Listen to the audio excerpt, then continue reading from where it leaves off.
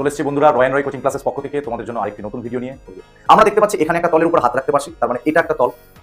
এই তলের উপর হাত রাখতে পারছি, তাহলে এটাও একটা তল। এই তলের উপর হাত রাখতে পারছি, তার মানে এটাও একটা তল। এই তলের উপর হাত রাখতে পারছি, তার মানে এটাও একটা তল।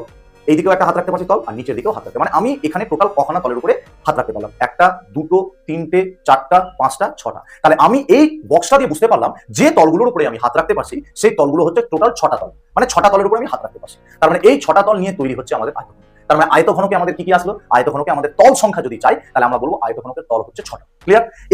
এবার আমি দেখতে পাচ্ছি যে আমি যদি উপরের তলটা নিই, শুধুমাত্র উপরের তল, তোমরা ভালো করে দেখো, এই যে উপরের তল, তাহলে আমি আরেকটা এক্সাম্পল দিই। আমি ঘরের মধ্যে যদি দিই, আমার সামনে রয়েছে ক্যামেরার দিকটা হচ্ছে একটা তল, আমার পেছনে রয়েছে বোর্ড, সেটা একটা তল, দুটো। আমার উপরে রয়েছে ছাদ, মানে যেখানে আমি লাইটটা পাচ্ছি সেই উপরে একটা তল, সেটা একটা উপর তল, মানে ছাদটা রয়েছে একটা তল। আমি যে মেঝের উপরে দাঁড়িয়ে আছি সেটা একটা তল, তাহলে কটা হলো? চারটে তল। এইদিকে একটা তল, এদিকে একটা তল, তাহলে আমাদের টোটাল কখানা তল হলো? ছটা। এদিকে দুটো, সামনে পেছনে এবং উপরে এবং নিচে। তাহলে এখানে তার মানে কি আমাদের ঘরটাও তাহলে কি হয়ে গেল? একটা আয়তঘনক হয়ে গেল, মানে সমকোণী চৌকোণ হয়ে গেল।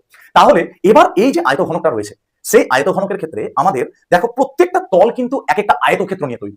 তার মানে আমি আয়তক্ষেত্র কথাটা কেন বললাম? কারণ আয়তক্ষেত্রকে আপডেট করে, আমি যদি ওই যে প্লে স্টোর থেকে তোমরা আপডেট করো, তাহলে আমি যদি বলি আয়তক্ষেত্রকে আপডেট করে, বলে না যে কোনো অ্যাপটা খুলছে না, সেই অ্যাপটাকে তোমাকে আপডেট করতে বলছে, তার মানে কি ওর নিউ ভার্সন চলে এসেছে, তাহলে সেই নিউ ভার্সনের জন্য তোমাকে আপডেট করতে হয়, তারপর অ্যাপটা আরো স্মুথ হয়। তার মানে আমি যদি ওই পরিকল্পনাটাকে নিয়ে নিই, তাহলে এখান থেকে আমরা বলতে পারবো যে তার মানে যে আমাদের যদি আমরা আয়তক্ষেত্রকে, যেটা একটি দ্বিমাত্রিক জ্যামিতিক চিত্র, দ্বিমাত্রিক কেন বললাম? শুধুমাত্র দৈর্ঘ্য আর প্রস্থ থাকে বলে, শুধুমাত্র দৈর্ঘ্য আর প্রস্থ থাকে বলে তাকে দ্বিমাত্রিক বলা হয়। তার মানে